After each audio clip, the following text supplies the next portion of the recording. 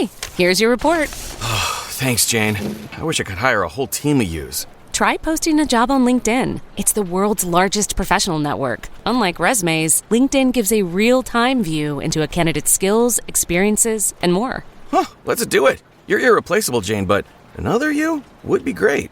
Find your perfect match with LinkedIn. Post your free job at linkedin.com/achieve. That's linkedin.com/achieve. Terms and conditions apply. Don't you love it when things are both easier and more affordable? Like when the rain washes your car for you. Or like when you save up to 10% by bundling your renters and auto insurance with USAA. Bundle with USAA and start saving. Get a quote today.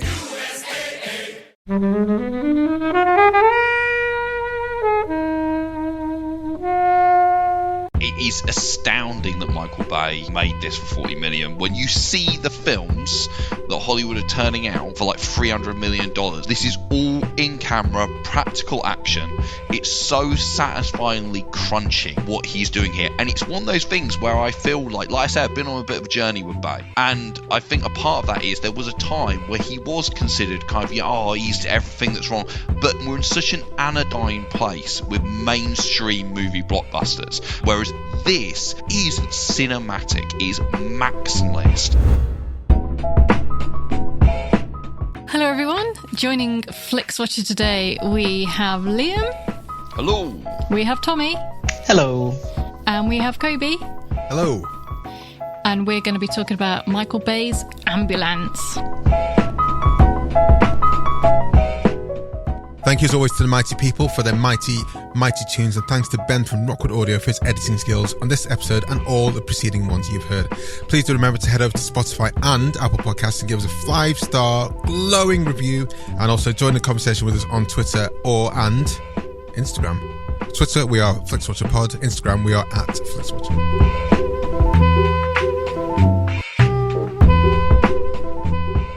Hello film fans. Guests today are Liam and Tommy. Over to you, please, Tommy, to say hello to our listeners and tell them a little bit more about who you are and what you do, please. Hello, I'm Tommy. I am a film and culture writer. I've been published in publications such as Zavvi, Beneficial Shock, and also some done video essays for Little White Lies. And who yourself? At the top of my screen, top right. Hi, I'm Liam. I've been on before. I am from Spocklight, the Star Trek podcast for a non-Trekkie perspective.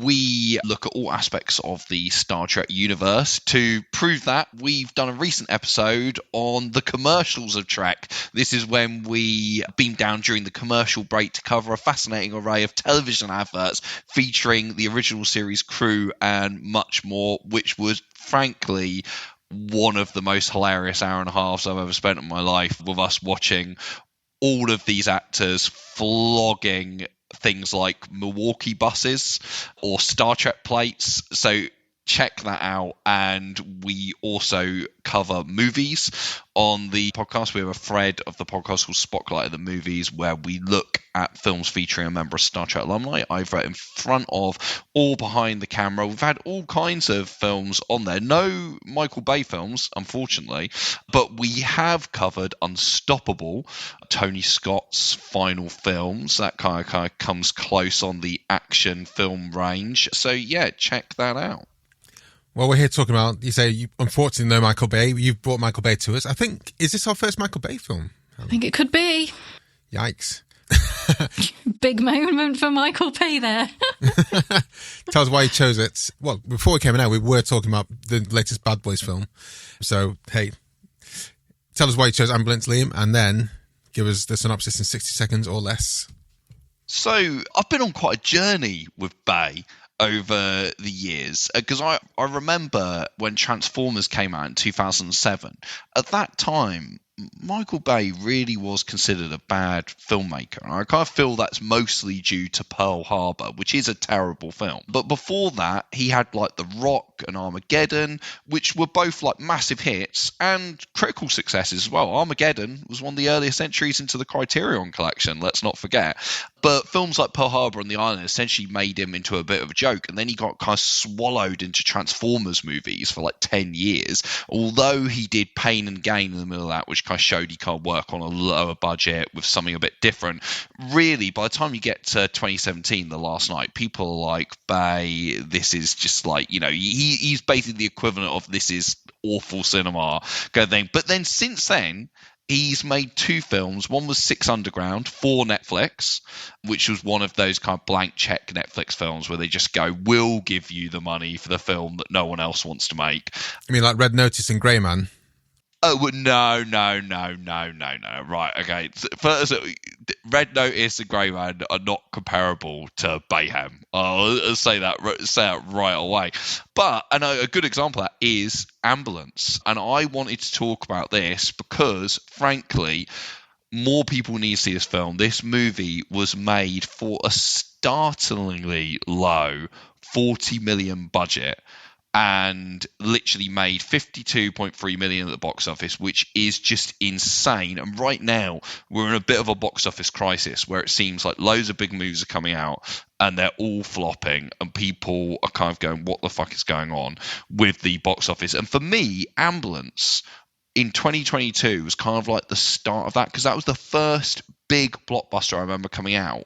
Even though it's made, 40 million is a tiny price tag for a film which I think has blockbuster scope at the end of the day. But when that came out, it flopped. And I was kind of like, having seen it in cinema, I was like, what do people want now? I don't understand. So now it is on Netflix. I wanted to champion this film and hopefully get a lot more people to watch it. Hopefully. Tommy, had you seen this before? I had not seen it before. I'm very much in the I don't like Michael Bay camp, but I think that's from I don't know, because my first exposure would have been Transformers. I definitely watched it in the cinema. I would have been about 7 or 8 years old, I think, and then just from there I was just kind of like, I'm not too much of a fan. I do like the Rock, which was weirdly referenced in Ambulance, which is a little bit of a meta moment. And I do like Armageddon as well. But I will say Ambulance was not as bad as I thought it would be. And I'm kind of a little bit sold. Very, kind of sold, yeah. Kind of a little bit sold. Yeah. Are we going to get a synopsis? Oh, sorry, yeah. Apologies, that was my bad. I've been waiting for it. Synopsisize this. Timer starts now. So, Marine veteran Will Sharp is desperately in need of money for surgery for his wife, so he goes to his adoptive brother Danny for help, who convinces him to come along on a bank heist, but it all goes wrong when a cop is shot during the bungled heist. They then hijack an ambulance with EMT Cam Thompson on board, who is treating the injured cop, and a chase ensues with various tactical forces of the police. Very nice. 31 seconds. That was excellent. Helen, where are you with Bay, and has this changed your mind on him? I liked The Rock. I also quite liked The Island. I thought that was quite fun. I'd pretty much kind of zoned out of all the Transformers films, but I was pretty excited by the prospect of this. Jake G is in this. I'm a big fan of his. And I have seen it before, but I didn't see it at the cinema. And there's a reason why, because it was only on at the Odeon, which is quite a little bit of a trip. And it was only on at 9:00, and it's 2 hours long. And I was like, I really can't be bothered to be staying out that late watching this, putting it on at 9:00. So that's why I didn't go and see it at the cinema. But had it been on 7:00, 2 hours of watching this at the cinema to allow for me travelling there and back would have been fine, which kind of feels like a weird thing to sort of say, but the length originally put me off going to see it in the cinema because it could have been pretty terrible. When you say it could have been pretty terrible, is it not pretty terrible? I loved it. It's one of the most insane movies I've seen in a while. Heat 2, better watch out, baby, because this is coming for your heistness. It's everything and more amped up to stupidness that you'd want from a heist film. It completely makes no sense. There's absolutely no way they would just be driving this ambulance around, getting away with all of that stuff. And the surgery scene, there's absolutely no way that cop is not going to die. He was shot in the first place. He was shot twice. It's like, how much blood can you put through a human? Not that much. And like, are you allowed to bring your dog to work if you're a police officer? I don't know. That was the least egregious thing I thought. Yeah, and like... Hold on, turn and hooch. Are the police really that confused by spray paint and ambulance? I mean, these are the things that you should not think about. You just go with it. And, you know, drones, make drones useful by making these films. So, yeah, I'm a big fan of this film, even if it's completely insane and stupid. Yeah, I mean, for me, this is a white hot shot of pure cinematic adrenaline. It is astounding that Michael Bay made this for 40 million. When you see the films that Hollywood are turning out for like $300 million and stuff like that, this is all in camera, practical action. It's so satisfyingly crunchy at the end of the day, like what he's doing here. And it's one of those things where I feel like I said, I've been on a bit of a journey with Bay. And I think a part of that is there was a time where he was considered kind of, he's like your MTV music video generation, like, you know, he's everything that's wrong. But cinema has moved on so much, and we're in such an anodyne place with mainstream movie blockbusters at the end of the day. They all look like they're made for kind of TV and everything like that, whereas this is one thing you cannot argue for a second, is that it is cinematic, it is maximalist at the end of the day. The drone shots in this are absolutely dizzying in the best way, in terms of, because this is before The Grey Man, and this is a perfect example. The Grey Man also used drones, but it's done in such a slick way in The Grey Man that it's not exciting at all. This is pure insanity. It is Fury Road in an ambulance, and everything is dialed up to 11, and it is total insanity. And you don't need to ask yourself any questions about the logic of it, because this is a film that does not care about logic, because you're so caught up in the chase. Yeah, it's like a video game movie, weirdly, isn't it? It feels like you're just watching, I don't know, like Grand Theft Auto in an ambulance. In an ambulance, yeah. It does feel like an extended, fuck it, I can't be able to play the game, Grand Theft Auto, I'm just going to jump in an ambulance and careen it into people and see what happens. And then you go to the spray place to escape the cops, and you do all the dumb things. So I'll give it that bit of credit. I thought this film was absolute tosh. I can't believe it. I just couldn't get away from, I don't mind a few stupid things happening in a film, but just everything is dumb. Everything is dumb. The whole bit about, like, when he speaks to his wife and she says, and he's going for a job as a forklift driver, and she said, "You'll get it, honey, because you can drive anything." And that is literally his backstory for him to being able to drive an ambulance and outwit multiple helicopters, scores of police vans, people on the street. And that's just like the high level of stupidness. There were stupid bank robbers in the first place. He joined a bank robbery. He didn't know it was happening, but it's like, hey, come and join it. You don't know what the score is. Come along. The surgery in the back of the van was dumb. The police partner's story, one of them continuing to chase the ambulance, was kind of like, oh, that's kind of cute. But also him sending his mate in there to go and chat up someone in the bank, dumb. One punch knockout to anaesthetize the guy, dumb. The green ambulance, and it's going past all the police cars, dumb. There's just so many. I can't. And there's too long. But this is gloriously done. I feel like you're missing the point of the film. If this is like 80 minutes, 90 minutes, I could potentially deal with it. And it's a waste of two great actors. Yahya Abdul-Mateen, I think, is fantastic. Oh, no. Jake Gyllenhaal is fantastic. No, I don't think it's a waste of him. It's using Jake Gyllenhaal to his absolute best. No. Yeah, he is wired in.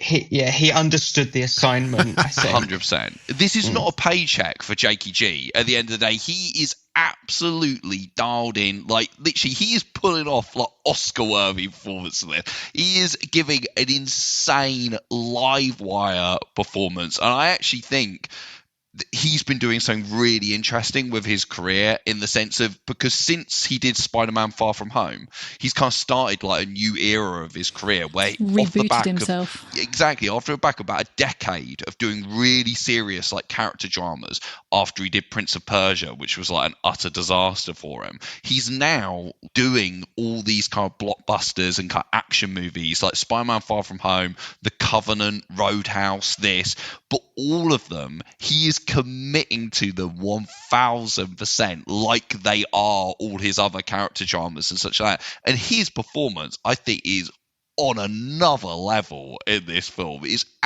is insane. I feel like, is he improvising all of his dialogue? Because it's absolutely mental in the best way. Like, literally, I mean, quite frankly, just leave the flamingos alone. They are two separate events, is one of the greatest lines of cinematic history. Is it? Yes. Yes, it is. Nah, I couldn't deal with it. And the drone shots, I heard about the drone shots in lots of reviews beforehand. This is the first time I watched it. I heard about the drone shots. And I was like, how bad can they be? And I'm like, well, they're really distracting. They're interesting at some points. Yeah. The way, like, some points they flew at the side of the building, back down again, and in and out. You're just kind of thinking, just get on with the film. If they had a few of those ones, it would have saved a good 10 minutes. I just couldn't get over the stupidity. It's all part of it. Like, did you know, you're so driven along by Lorne Bow's score, by the drone shots, by the performances. Everything is kind of working at absolute kind of 11 level. Everything's turned up to the max. Yeah, I was going to say that the drone shots, I think, are the best bit for me, because they're so different. And even if when they're doing the weird zany stunts going up the building, they kind of give you perspective of everything by, rather than just being like a bland CGI fest, it's like this real building, like this is actually the sky, this is actually streets of LA. I think that kind of grounds it a bit and adds to that crunchiness. Did this is Kashmir not get you? That... No, because at that point, so much other crap had happened. but Kobe, do you not miss films shot on location, literally, that are all practical action and it's really happening in front of you, rather than bland, anodyne CGI fest with green screen and such? This can't be... They're not mutually exclusive. The fact you can have that, but also not be fucking stupid, is like, I don't see what the point is. But when you see, like, I don't know, maybe I'm asking too much of it to compare it to Heat, but, and I know the main part of it is they're in an ambulance, so get them to the ambulance as quick as possible. It doesn't matter what happens. But the whole instance with the shooting of the cops and escaping the bank, it was just like, guys, this is, you're all insanely stupid. You're all the stupidest people in the entire world. You should never be bank robbers, because you're destined to die at some point in a stupid hail of bullets, and this is what's happening to you. And out of that, only two people come out, of course, are the brothers in the film. And then a load of nonsense continues to happen. The dog being in the car, and that being a reason why they stopped things happening in the first place, because he wanted to save his dog, and in spite of people being killed left, right and centre. Obviously people love their dogs, but also I'm like, really? And at one point, the guy gets roasted for like letting the dog in the car in the chase at the same time. I just couldn't. It's just too many levels of dumbness that I just thought, I don't need this anymore in my life. Had I not been watching it for Flixwatcher, I probably would have turned it off. I knew what was going to happen in the end. What? Absolutely. I don't see how could you not be thrilled by this? Like, literally, in terms of, it is so, I think that this is the thing, this feels like, I mean, you must have seen Michael Bay films before, Kobe. It feels like you're approaching this from the wrong direction if you're expecting. I'm approaching this because you chose it. Yeah, but you literally, this is what I mean, in terms of, like, it's not Heat. It's definitely not Michael Mann's Heat. No, but I don't think it's trying to be at the end of the day. Like, I don't think Michael Bay's in the business of making films like Michael Mann's Heat. And I think that's why I didn't watch it myself in the first place. I just kind of thought, I kind of know what it's going to be. I didn't think it's going to be as dumb as this from my point of view. And I don't think, I like The Rock. I like the first Bad Boys film, for example. I'm not a Michael Bay like uber hater, because I think he's done some interesting stuff. I think he's wasted what could have been an amazing franchise in Transformers. That's probably the thing I don't like him most about, because I think there's something amazing that could be done with Transformers and he hasn't done it. If you look at Bumblebee as a film, you're like, well, this is what could be done with someone who knows how to handle this kind of IP and stuff like that. But I haven't seen Pain and Gain because I was like, yeah, not bothered. And this just solidifies the not bothered aspects of things. The Green Ambulance, I think the Green Ambulance was the nadir for me. It really was like, come on, guys. Just because it's going past. They're looking for ambulances. They've got helicopters there. There's an ambulance that's been painted ever so slightly green, going slowly past where people have just been shot up. You're not thinking you might just look left. But then the gangbanger, the gangster who managed to kill a load of cops, he's like sauntering away, but one cop sees him from a distance, but they don't manage to spot a green ambulance and chases him down and gets him killed. And then that starts off a whole new section of the film. Guys, it's nonsense. Wall-to-wall nonsense. I think these things are just things I'm not thinking about when it comes to a Michael Bay action movie. On that note, shall we head to the scores? We could go to the scores, sure. It's going to be interesting. The hair clip, the spleen burst in her hand. So her backstory is they'll make sure that anyone's alive for 20 minutes. It's like, okay, fine. This is going to play into the film in ways that make still the worst sense. By the way, I really like her as an actress. I liked her in Three Body Problem. Eiza González, I can't remember. Eiza, I think it is. And then I can't clamp the spleen. I've got no clamps left. Oh no, I've got a hair clip. No. That's not a thing. If that was the only stupid thing that happened, fine. But it's like 1 in a million stupid things have happened. Sorry, Helen. We'll go to the scores.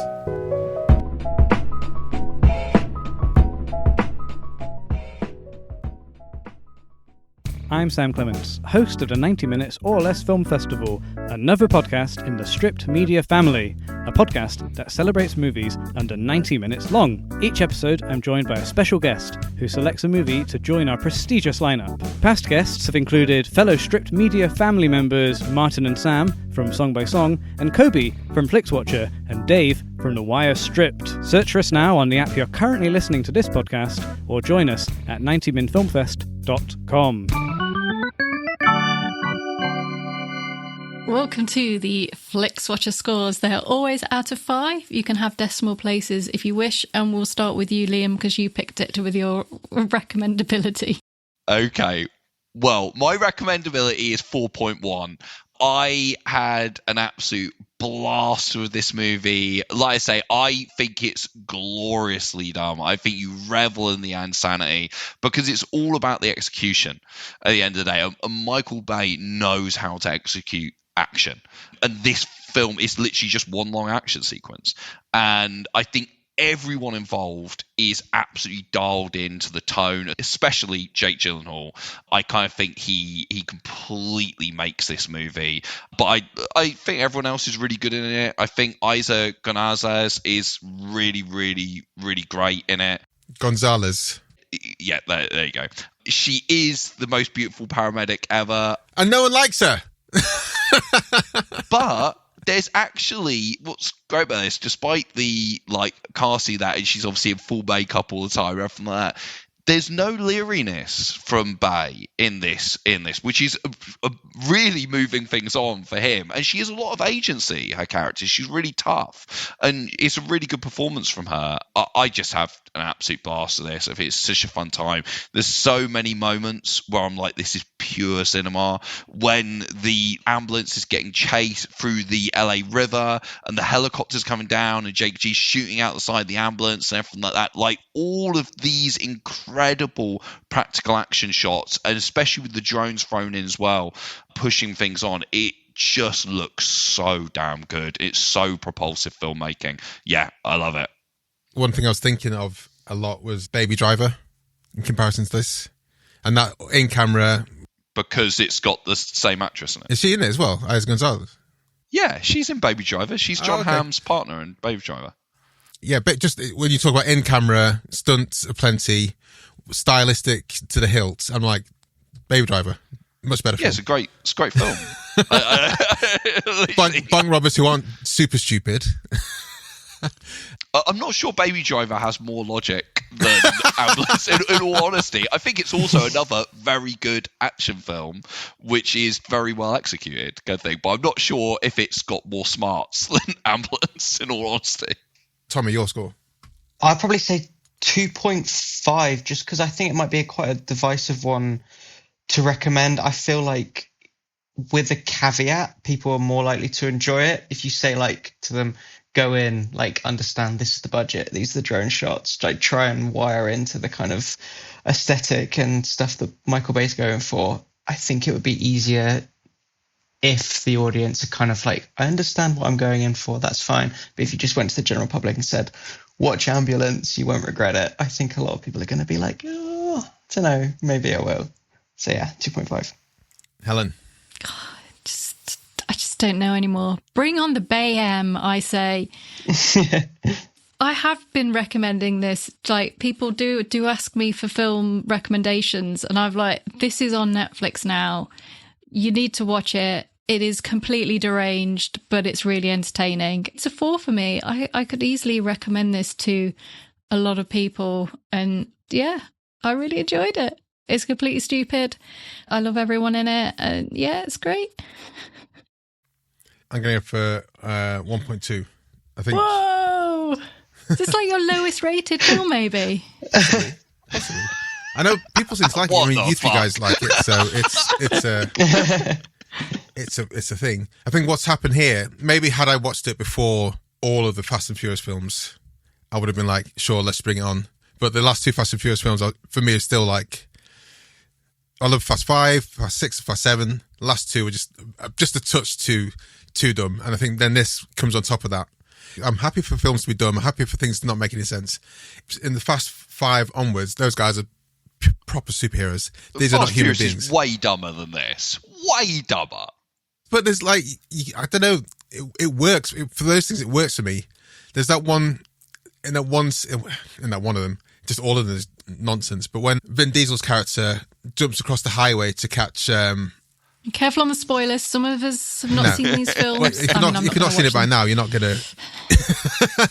You're not gonna. But when he jumps across the highway to catch Michelle Rodriguez's character, and they land on the car together, and she says later on in the film, "How did you know that when you caught me, the car would carry my weight or something like that?" I was just like, "That's."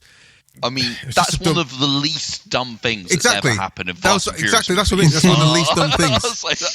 And I was like, when that happened, I was like, yeah, come on. And all these things that happened, it's like, yeah, come on.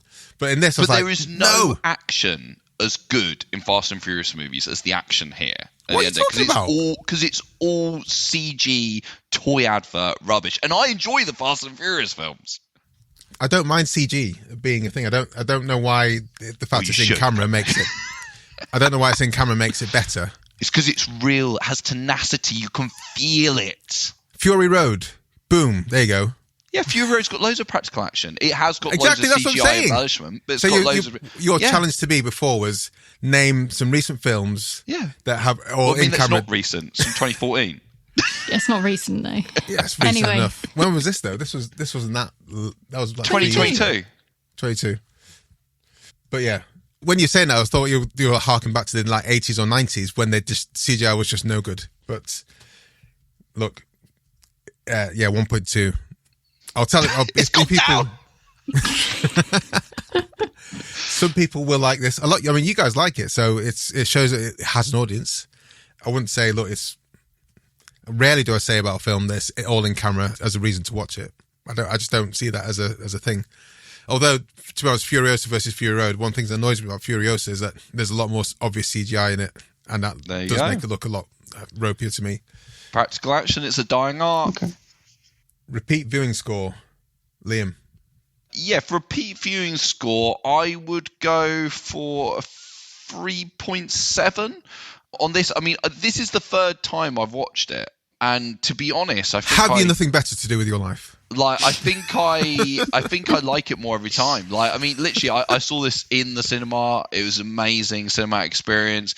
I then bought it on Blu-ray, and yeah, I've watched it twice. And yeah, I think like all of Michael Bay's films, it's ever so slightly too long in terms of, because I mean, it's 2 hours 20 minutes at the end of the day. He does make long films, and considering what dumb movies they are, like that is long, but I feel it does just about sustain it. And like I said, I've enjoyed it every time I've watched, and I own it, so I probably will watch it again. So 3.8, I think. Tommy? I think I'll go up a little bit for this one. I'll probably say about 3, just because, I don't know, I can see myself maybe watching it, zoning out and not really paying attention and just letting it wash over me. But yeah. Helen? So this is the second time I've seen it. My main complaint with it is that it is too long, 2 hours 16. If this was a 90-minute film, oh my God, it would be insane. It really would be. Like, less opportunity for stupid things to happen as well. Yeah, there's kind of there's some bits that you could easily cut out that would just make it that really tight action. And I think the length is the thing that would be stopping me watching this more often. But yeah, so I'll give it a 3. But I'd watch it again, but I don't know when. I was super hyped when you picked it. I was like, yeah, I can watch this again. 0.5. I don't think I'll watch this film again. Small screen score. Liam? Small screen score, I'd go with a 3.9, just because I did see this in the cinema, and it was kind of, I was coming from a night out when I saw it in the cinema, and so I think I had a few, and it was absolute insanity kind of watching it. I was like, it wasn't prepared for what I was going to see. It was one of those films where I only went to see it out of word of mouth at the end of it, because I'd heard a lot of people talking about it and kind of, how insane it was. Not to recommend another podcast, but there's a good podcast called The Big Picture Podcast. They did an episode on this at the time, and I was like, oh my God, this sounds amazing, I'm going to go. And I think because I've seen it in the cinema, that's the only reason it would be a 3.9. But I have watched it on Blu-ray multiple times. I do think it works fine, kind of small screen. I think because the action is so fast and so insane, actually sometimes watching at home on a small screen can help you kind of take it in slightly more. So I do think it works, 3.9. The Big Picture Podcast is a Ringer podcast, isn't it? It is. There's like intelligent people. Yeah, Sean Fennessy and Chris Ryan, they did an entire episode devoted to this Kobe about its absolute amazingness. So perhaps you should go listen to that as well and see if you're converted. I do listen to their show when it's a film that I've watched, so maybe I'll go and do that. And then email them and say they're wrong. Small screen score, Tommy? Probably say 2 for this one, because I just think watching it on a bigger screen would be better. I think as a first watch on the smaller screen probably took away a lot of the action. That's not to say, a lot of it doesn't translate as well, because I'm sure a lot of it is, but just kind of, it'd be nice to watch it on the big screen for the first time. Helen? Yeah, I mean, I've already detailed my dilemma of trying to go and see it at a cinema that was too far away and it being on an inconvenient time and then making it nearly 2.5 hours long. But that said, I would like to see it at the cinema. Maybe if it happened to come to the Prince Charles for like a Michael Bay season, I would be tempted to go and see it. So I'm going to give it a 4 for small screen. Michael Bay season. Wow. Imagine a Bayhem all-nighter at the Prince Charles. Oh my God, it'd be insanity. But not the Transformer films. No, you've got to include at least one Transformers film. You could include the first Transformers film. First one you could include. Yeah, I was going to say, okay, you mentioned Bumblebee, and don't get me wrong, I enjoyed Bumblebee, but it is just the first Michael Bay film on a smaller scale. Like, it's exactly the same story, but with a woman instead of Shia LaBeouf at the end of the day on a smaller scale. But it is fun. It's done with a lot more heart. You can actually see the main challenge I had with Transformers 1 is that you couldn't actually see what was happening in the fights, and I was there for the fights. I was there to see Megatron and Optimus Prime smashing each other up, but you couldn't tell who was hitting who. So you could tell. It was kind of wasted. I saw it in the cinema. I see it on Blu-ray. you could tell. I saw it in the cinema. Yeah, small screen score, fine, 4.5. So I mean, if they'd had half the amount of drone shots that it did have, I think that wouldn't have distanced me as much. I think some of them quite interesting, but just the way he used it all the time was like, oh mate, come on, what's going on? Those are bits looked really good in the cinema, I thought. Yeah, 4.5. That's about it. Engagement score, Liam. Engagement score, I'd say a 4.1 for this. I mean, I've watched it 3 times. I continue to be engaged by it on every viewing. Like I say, it is slightly overlong. It is dumb as a box of frogs, but I am completely engaged with it the whole way through in a really fun way. I think Jake Gyllenhaal's performance is a big part of that. At the end of the day, I think he just keeps things so exciting and kind of lightweight. He's always enjoyable to watch on screen. And just there's so much amazing practical vehicular mayhem in this film, all the inventive kind of drone shots and just the way it's filmed in general, and Lorne Balfe's like really propulsive score just keeps things moving along the whole time. So yeah, I'm always engaged by it. 4.1. Tommy? I would probably say a 3 for this one. I think, yeah, the practical effects are great, and obviously Jake Gyllenhaal is super, super engaging, but there's the length, I think, detracts from the engagement as well, and then just the amount of dumb stuff. There's only so many times you'd be like, oh, come on, and I think every time you say that mentally, it just pulls you out of it just a little bit more each time. Helen? We briefly mentioned it. I just want to mention there's some great comedic moments in this. This is how engaged I was. Particularly when he's calling one of his henchmen Braveheart. It's just those little moments that you've got to be engaged for. It's a little bit long, but yeah, I was still engaged for. And there's nothing that is not unpredictable. Like, everything you think is going to happen is going to happen.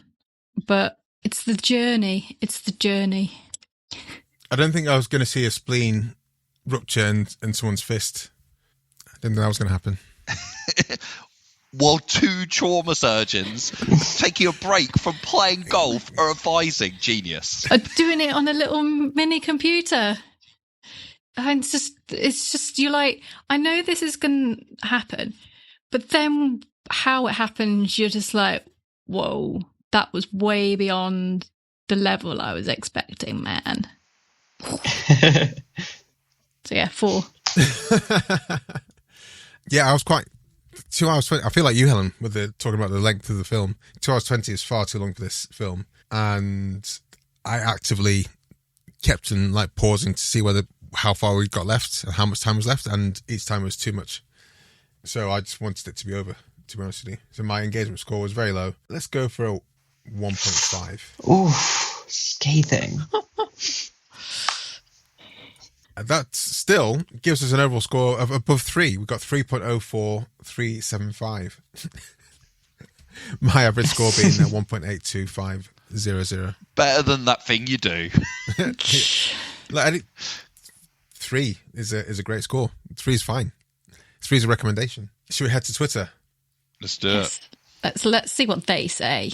So, guys, thank you very much for listening. If you do not follow us on Twitter, we are there at Flixwatcher Pod. And do follow us because we chat about films generally, but also we do ask for your opinions before we come to recording. So look out for a tweet saying something similar to, we're reviewing Ambulance with Tommy James and Liam H Dempsey from Spocklight Pod. Insert podcast title there. Have you seen it? Tells your thoughts and your score out of 5 stars for an on-air shout-out on Flixwatcher. So we had a few here. Liam, as this is your choice of film, do you want to take the first one? Yeah, sure. So Petros, who's been on this podcast before from Caged In, said Ambulance is a true action movie masterclass. Tense, thrilling, and most importantly, fun. The first time seeing it, I felt as though I could smash through a wall. 4 stars. Petros, you're my kind of guy. Tommy, do you want to say the next one? Yes, so we have, this is from George O'Connor. He says 4 out of 5 drones for saying, he says, give Michael Bay some drones and he's like a kid in a toy shop. Like any other Bay movie, it's overlong and full of fart jokes, but it's hard to deny the film's chaotic and kinetic energy, and Gyllenhaal is more than up for the task of trying to keep up with it all. Fair play. And Helen, you said there's one more, which is hidden to us mere mortals. Oh, there was one from Sam. Sam, 90 minutes or less. Sam Clements, and he said, it's a good time. I asked him for some stars, but he never came back. But I'm just going to assume that Sam would have given at least 4 stars for saying it's a good time. It's a good time. Okay, well, fine. Thank you very much, guys. It's been a pleasure in a way, to take this off my list. And now I know that I don't have to ever watch it again. Tell us where we can find you guys online and say goodbye to the listeners. We'll start with you, Liam. Yeah, you can find my podcast, Spocklight, in all good podcast places. And you can find me on Letterboxd and see all my movie reviews on there. If you search Liam Dempsey and you see a photo of a man in Croatia with a t-shirt that says Cinematic Bitches on it, you've found the right profile. But you can also just search for The Demps and you will find me also. And you can find me on Twitter. I'm Tommy_James_, or on Letterboxd also, which is Tommy_James.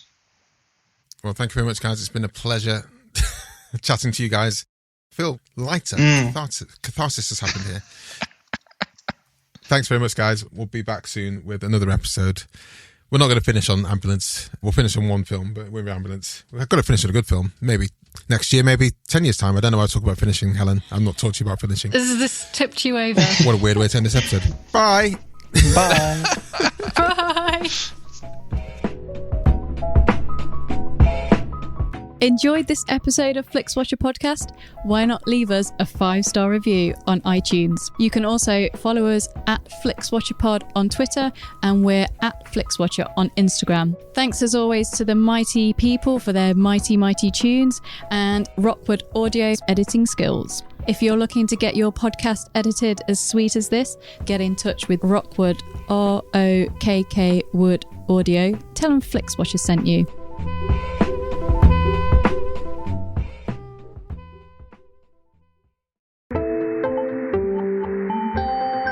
You just heard a Stripped Media production.